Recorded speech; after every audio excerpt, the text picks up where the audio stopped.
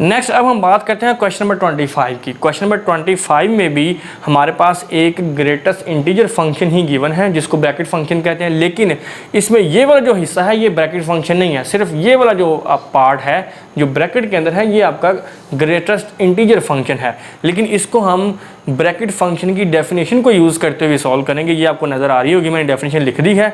और अब हम इन पॉइंट्स पे, जिन पॉइंट्स पे इक्वालिटी है वो हमें पुट करेंगे और यहाँ पे हम इसको एक्सपैंड करके लिखते हैं। लेकिन आपने गौर करना यहाँ पे ये पॉइंट्स सिर्फ ब्रैकेट फंक्शन में पुट करने हैं, ये आपका ब्रैकेट फंक्शन नहीं है, क्योंकि ये तो डेफिनेशन हमने ब्रैकेट फंक्शन की लिखी है ना, तो ये सिर्फ ब्रैकेट फंक्शन पे अप्लाई होगी। ठीक है, यहाँ पे आपने बात को ज़रा गौर करना है। ये x वैसे ही आएगा, इस x की जगह पे हम 0 पुट करेंगे तो इसको सॉल्व करने से आपके पास x आंसर आ गया। जब हम इसमें 1 पुट करेंगे तो ये x तो वैसे ही रहेगा, इसमें नहीं कोई पॉइंट पुट करना। जैसे कि मैंने शुरू में बताया कि ये ब्रैकेट फंक्शन नहीं है, ये हमने सिर्फ ब्रैकेट फंक्शन में पुट करना है। तो ये 1 पुट करेंगे तो यही आपके पास आंसर आ गया। इसमें जब हम 1 पुट करेंगे x - 1, इसको आगे सिंप्लीफाई नहीं किया जा सकता।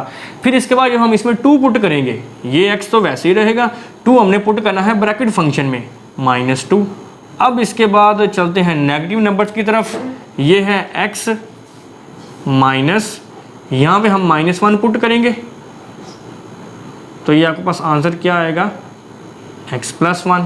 इसी तरह से -2 जब हम इसमें पुट करेंगे, ये x तो वैसे ही रहेगा, -2 सिंप्लीफाई करने से ये बन जाएगा x + 2। और फिर जो तीसरा इंटरवल है हमारा ये है -3, जब इसमें पुट करना है हमने x - 3 = 2, ये माइनस माइनस प्लस हो जाएगा तो x + 3। चूँकि इसमें हमने x की सिर्फ इन वैल्यूज़ के लिए ग्राफ बनाना है, तमाम रियल नंबर्स के लिए नहीं। उसने हमें डोमेन बता दी है -3 से +3 तक, ये क्लोज इंटरवल है, तो हमने इसके मुताबिक इसको ड्रा करना है। अब ये x है, ये x - 1 है, ये x - 2 है, और इसके बाद नेगेटिव वैल्यूज़ के लिए हमारे पास ये पॉइंट्स आए हैं। बात फॉलो कर रहे हैं?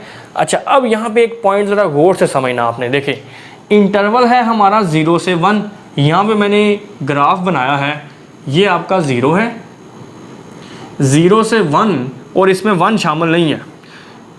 y की वैल्यू क्या है, ये f(x) है ना, जो कि y होता है, y की वैल्यू x है। तो अब हम इसको किस तरह से ड्रा करेंगे ये आपने गौर करना है। देखें, f(x) आपका असल में क्या होता है, y, ठीक हो गया। अच्छा, अब यहाँ पे चूंकि हमारा y क्या है, x, y = x।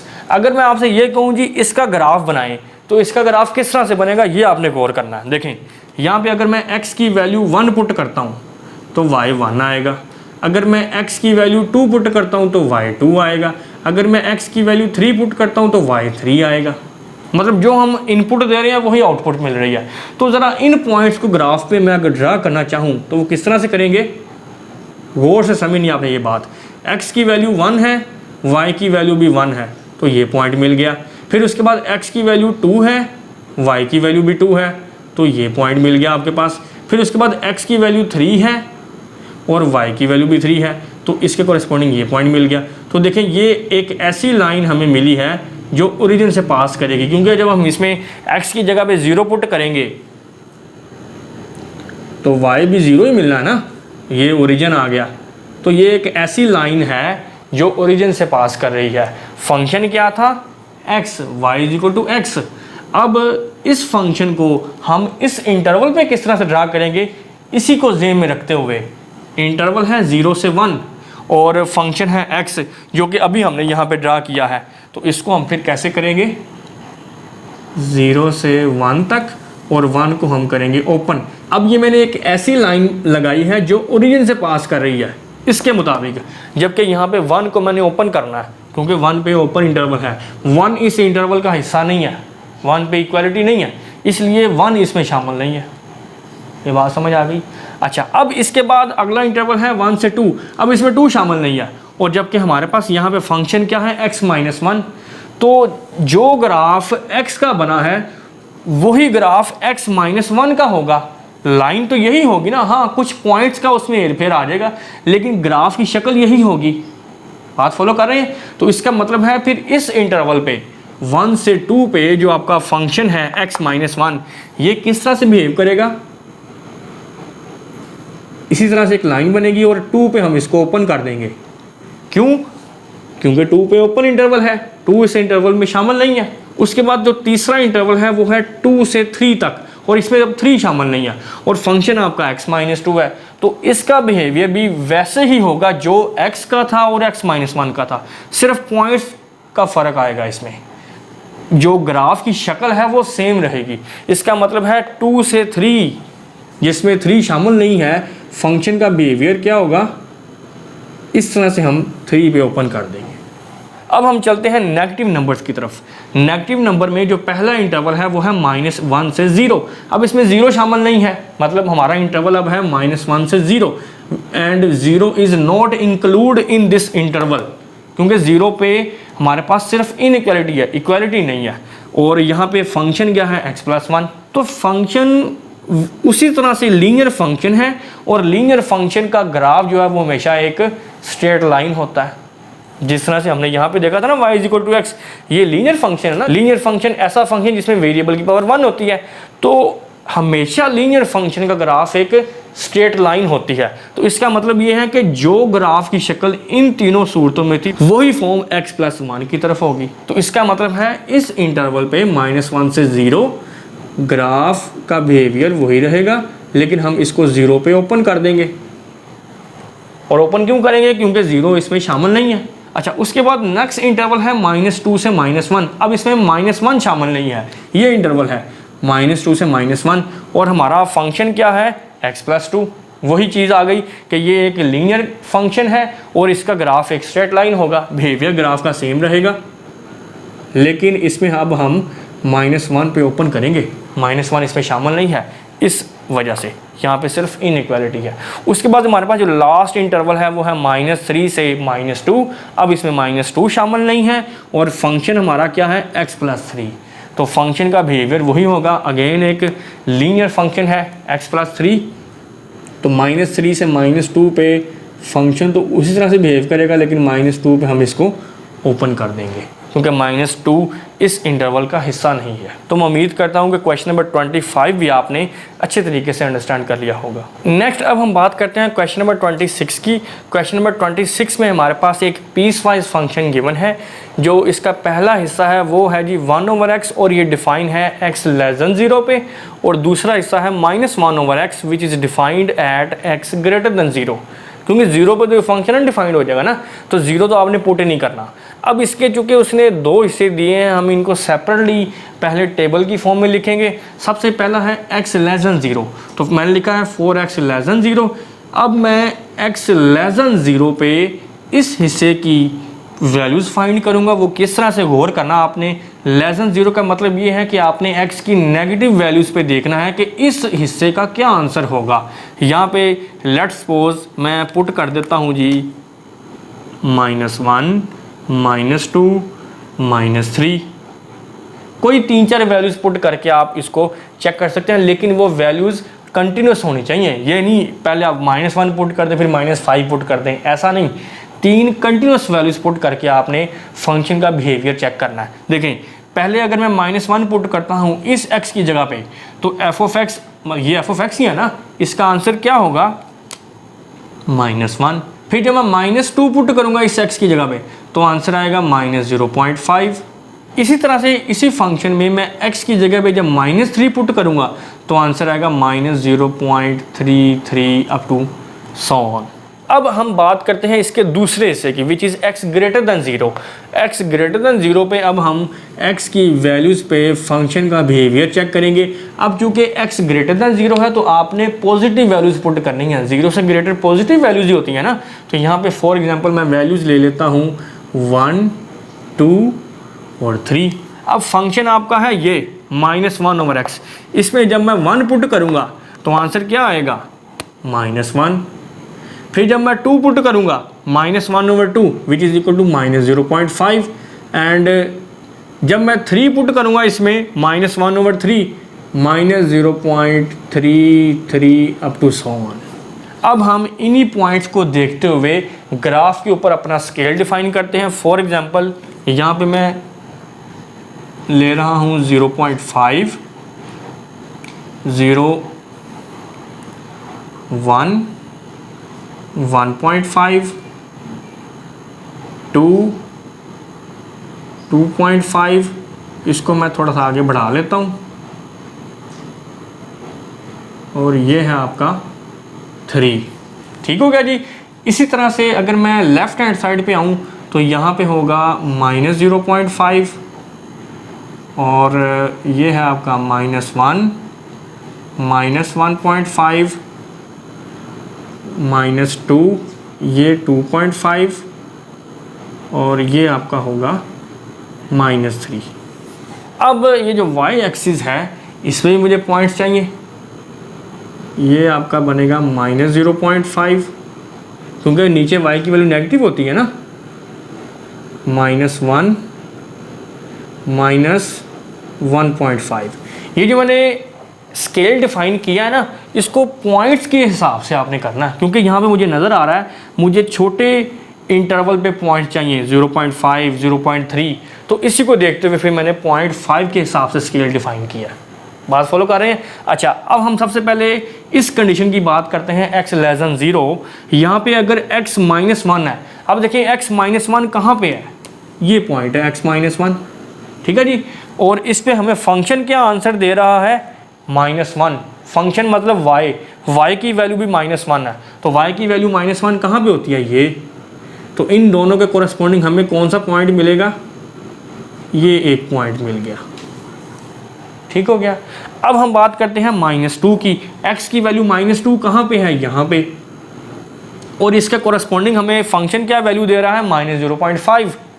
0.5 ये है और -2 ये है, तो इन दोनों के कोरस्पॉन्डिंग हमें कौन सा पॉइंट मिलेगा, ये पॉइंट मिल गया। उसके बाद है -3। x की वैल्यू -3 कहाँ पे है, यहाँ पे, और फंक्शन हमें क्या आंसर दे रहा है, -0.3। तो ये 0.5 है, 0.3 इससे हाफ हो जाएगा, तो हमें इसके कोरस्पॉन्डिंग ये पॉइंट मिलेगा। बात फॉलो कर रहे हैं? अब इन पॉइंट्स को आपस में मिला दें तो इस शक्ल की हमें कर्व मिलेगी 1/x के लिए। अब हम बात करते हैं दूसरी कंडीशन की, विच इज़ x > 0। अब x > 0 पे x की वैल्यू क्या है, 1। x1 आपका यहाँ पे है और हमें फंक्शन क्या आंसर दे रहा है, मतलब y की वैल्यू क्या है, -1, वो यहाँ पे होती है। तो इन दोनों के कोरस्पॉन्डिंग हमें कौन सा पॉइंट मिलेगा, ये यहाँ पे एक पॉइंट मिल गया। फिर उसके बाद x की वैल्यू 2 है, वो यहाँ पे पड़ी हुई है +2, और y हमें क्या आंसर दे रहा है, -0.5, वो यहाँ पे है। तो इसके और इस पॉइंट के कोरस्पॉन्डिंग हमें क्या मिलेगा, यहाँ पे एक पॉइंट मिल गया। बात फॉलो कर रहे हैं? अच्छा, उसके बाद लास्ट जो पॉइंट है हमारा, x की वैल्यू 3, वो यहाँ पे है। ठीक हो गया जी। और y हमें क्या आंसर दे रहा है, -0.3। ये 0.5 है माइनस का, और ये 0.3 हाफ हो जाएगा उसका, और इसके कोरस्पॉन्डिंग हमें ये पॉइंट मिलेगा। अब इन्हीं पॉइंट्स को आपस में मिला दें तो इस तरह से हमें ये भी एक कर्व की फॉर्म में ग्राफ मिला है -1/x का। तो मैं उम्मीद करता हूँ कि क्वेश्चन नंबर 26 भी आपने अच्छी तरह से अंडरस्टैंड कर लिया होगा। अब हम क्वेश्चन नंबर 28 सॉल्व करते हैं। चूँकि क्वेश्चन नंबर 28 और 29 दोनों सेम है, 29 आप खुद सॉल्व करेंगे, मैं 28 सॉल्व कर देता हूँ। इसमें भी हम वही काम करेंगे जो हमने इससे प्रीवियस क्वेश्चन में किया था। फंक्शन हमारा है 1/x², एक ही फंक्शन है, और वो ये साथ बता रहा है कि x ≠ 0, मतलब 0 पे ये फंक्शन नहीं डिफाइंड है। नज़र आ रहा है कि जब 0 पुट करेंगे तो ये अनडिफाइंड हो जाएगा। तो इसका हमने ग्राफ ड्रा करना है, तो सेम उसी तरीके से हम इसके दो हिस्से कर देंगे, एक <0 के लिए और एक <0 के लिए। तो <0 पे यहाँ पे मैंने कुछ नेगेटिव पॉइंट्स लिखे हैं, -1, -2, -3 और -4। इन्हीं पॉइंट्स पे अब हम इस फंक्शन की वैल्यू फाइंड करेंगे। जब मैं इस x की जगह पे -1 पुट करूँगा तो फंक्शन मुझे क्या आंसर देगा, -1 स्क्वायर की वजह से +1 हो जाएगा ना, तो ये आपके पास +1 आ गया। उसके बाद जब मैं x की जगह पे -2 पुट करूँगा तो मुझे क्या आंसर आएगा, -2 का स्क्वायर, ये क्या हो जाएगा, +4। तो 1/4 की वैल्यू क्या होती है, 0.25। अब उसके बाद जब मैं यहाँ पे -3 पुट करूँगा तो -3 का स्क्वायर +9 होता है, और 1/9 की वैल्यू क्या होती है 0.11। बात क्लियर हो गई। अच्छा, उसके बाद है -4। -4 जब हम यहाँ पे पुट करेंगे तो -4 का स्क्वायर +16 1/16 और 1/16 किसके इक्वल होता है 0.0625। अब यही काम हम इसकी दूसरी कंडीशन के लिए करेंगे where x is greater than 0, क्योंकि हमने इस फंक्शन का ग्राफ x की तमाम वैल्यूज़ के लिए फाइंड करना है ना, सिर्फ 0 नहीं हमने पुट करना। तो पहले मैंने 3-4 नेगेटिव वैल्यूज़ पुट की हैं, अब मैं 3-4 पॉजिटिव वैल्यू पुट करके इस फंक्शन का बिहेवियर चेक कर लेता हूँ। जब मैं यहाँ पे 1 पुट करूँगा तो आंसर अगर आप गौर करें तो वही आने हैं। क्यों? क्योंकि पहले हम नेगेटिव वैल्यूज़ पुट कर रहे थे, अब पॉजिटिव कर रहे हैं। स्केयर की वजह से नेगेटिव पॉजिटिव हो रही थी, तो ये तो पहले पॉजिटिव है, तो इसका मतलब है हमारे पास रिजल्ट सेम ही रहना है। +1 पे आंसर आएगा 1, +2 पे आंसर आएगा 0.25 और +3 पे आंसर आएगा 0.11 और +4 पे आंसर आएगा 0.0625।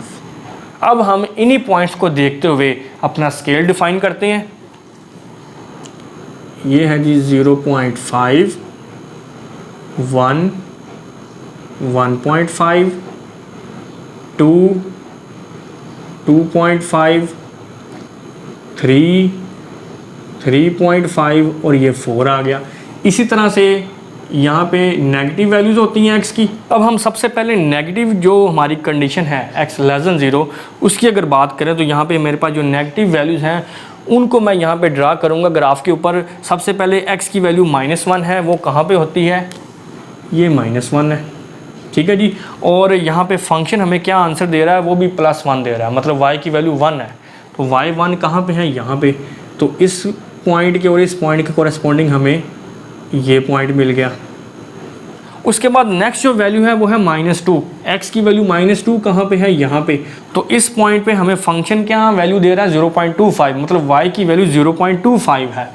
y 0.5 यहाँ पे है, 2.5 यहाँ पे आ जाएगा और -2 यहाँ पे है। तो इस पॉइंट और इस पॉइंट के कोरेस्पॉन्डिंग हमें यहाँ पे इस पोजीशन पे एक पॉइंट मिल गया। उसके बाद नेक्स्ट जो वैल्यू है वो है -3। x की वैल्यू -3 कहाँ पे है, यहाँ पे। और इसका कोरेस्पॉन्डिंग हमें y की वैल्यू क्या मिली है 0.11। तो ये x एक्सिस के और करीब हो जाएगा, मतलब ये हमारा था ना 0.25, तो इसके करीब और हो जाएगा। ये यहाँ पे 0.11 है, तो ये हमें पॉइंट मिल गया। उसके बाद जो लास्ट हमने पॉइंट लिया है वो है -4।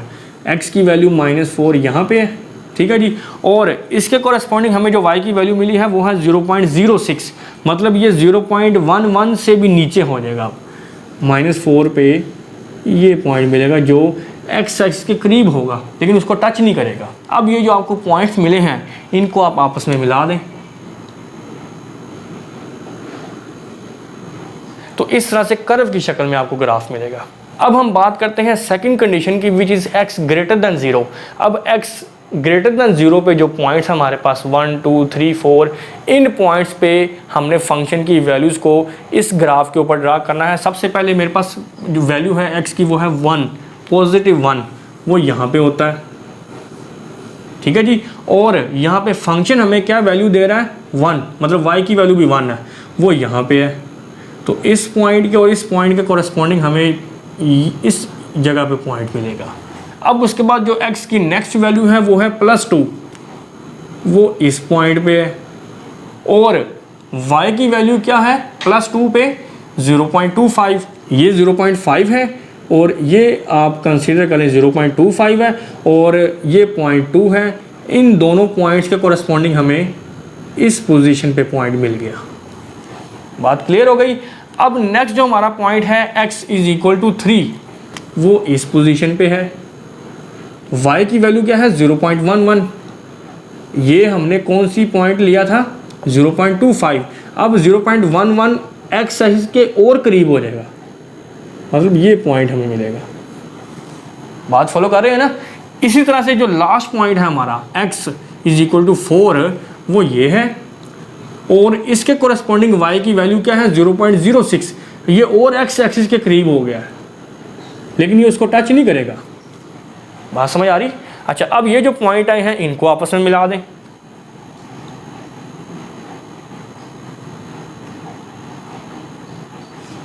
तो इस तरह से राइट हैंड साइड पे भी हमारे पास एक कर्व की शक्ल में ग्राफ मिलेगा। ठीक हो गया। तो मैं उम्मीद करता हूँ कि क्वेश्चन नंबर 28 भी आपने अच्छी तरह से अंडरस्टैंड कर लिया होगा। नेक्स्ट अब हम इस टॉपिक का लास्ट क्वेश्चन सॉल्व करते हैं। इसमें भी हमारे पास एक पीस वाइज फंक्शन है, सिंपल सा क्वेश्चन है। पहला जो इसका पीस है वो है x ग्रेटर देन 0 और x ग्रेटर देन 0 पे फंक्शन की वैल्यू 1 है, मतलब फंक्शन की वैल्यू फिक्स है, और x इक्वल टू 0 पे भी वैल्यू फिक्स है, फंक्शन की वैल्यू 0, और x लेस देन 0 पे भी फंक्शन की वैल्यू फिक्स है विच इज़ -1। इसको आसानी से हम ड्रा कर सकते हैं। सबसे पहले अगर मैं इसकी बात करूं x is equal to 0, x की वैल्यू 0 कहाँ पे होती है? ओरिजिन पे ये, और यहाँ पे फंक्शन की वैल्यू भी 0 है, मतलब y भी 0 है, तो वो यही पॉइंट आएगा आपका, ये वाला पॉइंट, क्योंकि ओरिजिन पे x भी 0 होता है, y भी 0 होता है, ये आप जानते हैं। उसके बाद अगर मैं बात करूं इस हिस्से की x ग्रेटर देन 0, मतलब x की पॉजिटिव वैल्यू के लिए हमारे पास y क्या है? फिक्स है 1। अगर मैं यहाँ पे कहूँ जी 1 है आपका, पॉजिटिव 1, तो फिर यहाँ पे इस तरह से हमारे पास स्ट्रेट लाइन आएगी। क्यों? क्योंकि ये हमारे पास x की वो तमाम वैल्यूज़ जो 0 से ग्रेटर हैं वो इस तरफ ही होंगी ना, 0 से राइट साइड पे, तो इन तमाम वैल्यूज़ पे y फिक्स है, वो 1 ही रहना है। तो फिर ये हमारे पास 1 पे ही इस तरह से एक स्ट्रेट लाइन आएगी। बात क्लियर हो गई। अब हम बात करते हैं इस कंडीशन की, ये है x less than 0। x less than 0 का मतलब ये है कि अब हमने 0 से लेफ़्ट साइड पे जाना है, क्योंकि 0 से लेफ़्ट साइड पे x की वैल्यूज नेगेटिव होती हैं। ठीक हो गया। और यहाँ पे y की वैल्यू क्या है? ये भी फिक्स है -1, और वो आप जानते हैं वो नीचे होता है, ये -1 है। तो x की वो तमाम वैल्यूज़ जो 0 से लेस हैं उन पे y क्या है? -1, ये भी फिक्स हो गया है। तो इस तरह से ये स्ट्रेट लाइन आ जाएगी। बात फॉलो कर रहे हैं? मैं रिपीट कर रहा हूँ कि ये y की वैल्यू फिक्स है x की तमाम नेगेटिव वैल्यूज़ के लिए, इसलिए मैं 1 पे ही एक पैरेलल लाइन ड्रा करूँगा। तो मैं उम्मीद करता हूँ कि क्वेश्चन नंबर 30 जो कि सिंपल सा क्वेश्चन था, ये भी आपने अंडरस्टैंड कर लिया होगा। और इसी के साथ ये जो हमारा टॉपिक था जिसमें हमने फंक्शंस के ग्राफ ड्रा करने थे, ये कंप्लीट हो गया। मैं उम्मीद करता हूँ कि तमाम फंक्शंस के ग्राफ आपने अच्छी तरह से अंडरस्टैंड कर लिए होंगे।